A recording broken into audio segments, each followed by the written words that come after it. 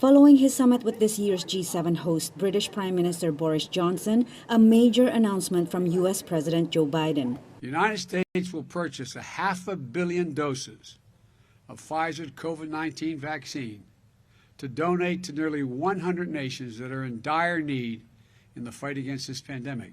200 million of these Pfizer vaccines will be delivered by the end of 2021 and 300 million by June of next year.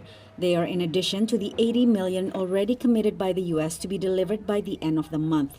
Our vaccine donations don't include pressure for favors or potential concessions.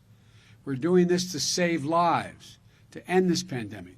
By announcing his vaccine donation plans on the eve of the G7 summit, a meeting of the world's leading industrial nations, Biden is pushing the group of wealthy countries to follow his lead. He is also rejecting accusations that the U.S. is a vaccine hoarder.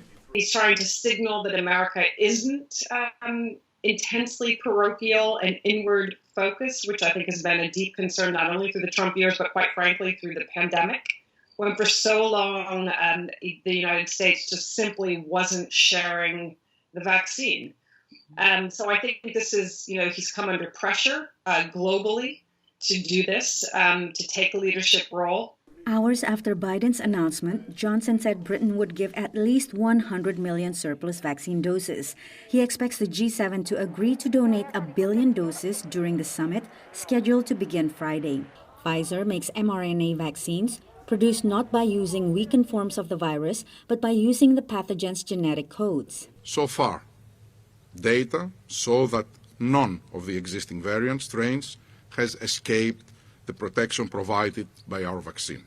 While activists welcome Biden's move, they want wealthy nations to do more to help vaccinate the world, especially those nations that have more doses than they need in the pipeline. While those doses don't exist today, and of course countries have an obligation to really accelerate the vaccination programs of their domestic populations, they have purchased contracts for more than they need.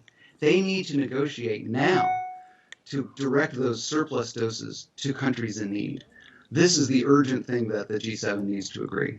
The doses will be delivered through COVAX, the United Nations vaccine sharing mechanism.